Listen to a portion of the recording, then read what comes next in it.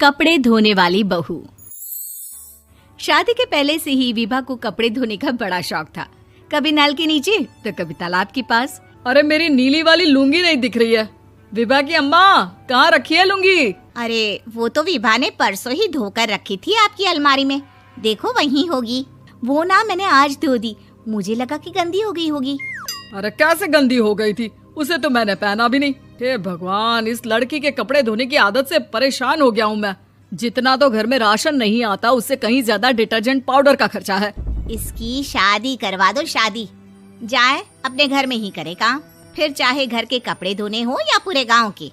हाँ ठीक बोल रही हूँ, देखता हूँ मैं कोई लड़का। वो दिन भी आ जाता है जब विभा को देखने लड़के वाले आ जाते हैं। लड़की मुझे अच्छी लगी। होने वाली सास कहती है, बेटी अगर कुछ पूछना है तो पूछ लो। वैसे तो हमारी लड़की बहुत ही शर्मीली है, जो बोल दो वो मान लेती है, इसे क्या पूछना होगा। अरे कैसी बात कर रही हो माँ, मुझे इन लोगों के घर रहना है, सवाल तो कई है। हाँ हाँ बेटा, पूछ लो ना, क्या पूछना है। आप लोगों के घर कपड़े कौन धोता है? सास का मुंह बन जाता है। देखो, अगर तुम ये कहना चाहती हो कि तुम्हें कपड़े धोने नहीं आते तो सुन लो, कपड़े मैं ही धोती हूँ, लेकिन तुम्हारे आ जाने के बाद मैं रुमाल तक नहीं धोऊंगी। अरे चुप रहना भाग्यवान, बहू बेचारी घर आई नहीं, उसे डराना शुरू कर दिया। वो क्या है ना बिटिया, अभी तक तो ये कल्लू की माँ ही धोती थी, लेकिन अब तुम्हारे पापा तो दहेज में वॉशिंग मशीन देंगे ही। तभी विभा की माँ बोल पड़ती है, सवाल भी पूछा तो क्या। वैसे भाई साहब, मशीन की तो फिर भी कपड़े धोने की कैपेसिटी होती है। मतलब जो बिटिया दे रहे हैं ना विभा, इसे कपड़े धोने का बहुत शौक है। ये आप लोगों के क्या, आस पड़ोस गांव मोहल्ले सबके कपड़े धो दे और उफ तक ना करे। बाहर देखा नहीं आपने कितने कपड़े सूख रहे हैं? सब हमारी बिटिया ने ही तो धोए हैं। बस भी करो ना माँ, शर्म आ रही इतनी तारीफ सुनकर। और तो और एक दाग निकाल कर दिखाओ तो मान जाओ। हाँ अच्छा, माफ करना बेटा, मैंने गलत समझा।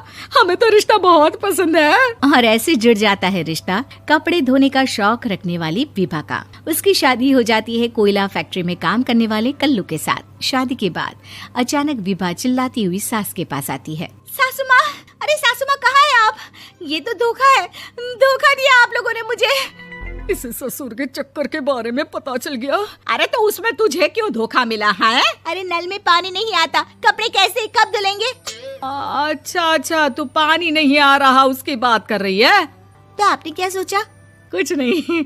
अच्छा, तेरी माँ ने कहा था कि कपड़े धोने का शौक है तुझे, याद आया मुझे। शौक बोलकर कपड़े धोने वाले मेरे जुनून को कम ना आके सासू माँ, कपड़ा धोना मेरा गुरूर है। तभी पति भी वहाँ आ जाता है। अभी मैंने इसे सनी देओल की फिल्म दिखाई है, उसी के डायलॉग मार रही है माँ। अच्छा सुन, साफ साफ बता रही हूँ, पानी सुबह 4 से 6 और शाम को 10 से 12 आता है, समझी? विभा टाइमिंग सुनकर हैरान हो जाती है। ये क्या भूतों का मोहल्ला है? सुबह 4 बजे उठकर कौन कपड़े धोता है? 4 बजे टंकी में पानी जाता है, फिर सारा दिन धोना ना, किसने मना किया?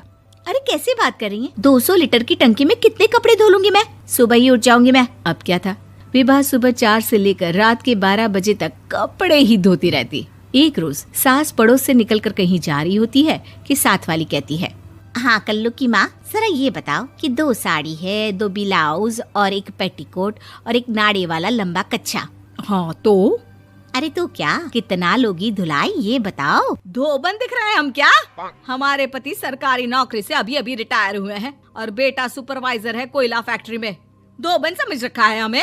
हाय रे कल्लू की अम्मा, माफ कर दो, वो तो मोहल्ले में यही सब बता रहे थे कि तुमने बहू को कपड़ा धुलवाने के काम में लगा दिया है। सास को पड़ोसन की बात सुनकर गुस्सा आ जाता है। वो घर पहुंचती है जहां घर के बाहर ही इतने सारे कपड़े सूख रहे होते हैं जितने कि किसी धोबन के घर पर। अरे ओ कल्लू की दुल्हन, बाहर निकल। माँ जी यहीं आ जाओ, बाथरूम में चादर धो रहे हैं हम। अरे अभी हम धोते हैं, तुमको बाहर निकलो। ये आस पड़ोस वाले बोल रहे हैं कि हम बहू से कपड़े धुलवा कर उसे कपड़ा धोने वाली बना दिए हैं। अरे छोड़ो ना माँ जी, किन लोगों की बातों में आती हो? आस पास के लोगों का तो काम ही होता है कि वो किसी तरह सास बहू को लड़ा दे। बहू सारे घर के कपड़े धोती है, ये क्या कम है? बोलिए। सास को भी लग जाता है कि वो बहू का ये सनकीपन नहीं छुड़वा सकती, इससे अच्छा है कि खुद ही चुप हो जाए। एक रोज सास और बहू मंदिर जाते हैं, जहाँ सास की साड़ी वहाँ खड़ी भीख मांगने वाली से मिलती है। माँ जी क्या बात है, आपकी साड़ी उस भिखारन से कितनी मिल रही है ना? हाँ हाँ देखो तो, दोनों की साड़ी मिल रही है। क्या बात है कल्लू की अम्मा, तुम खुद को तो अफसर की बीवी बताती हो और ऐसी सिंपल सी प्लेन साड़ी पहनकर घूमती हो। सिंपल और प्लेन नहीं है ये साड़ी। तो क्या सोने के धागे से फूल बने हैं? कुछ भी सासू माँ, कुछ भी। हाँ बने थे इस साड़ी में सोने के धागे से फूल। मेरे पति लेकर आए थे मद्रास से स्पेशली मेरे लिए 10,000 की।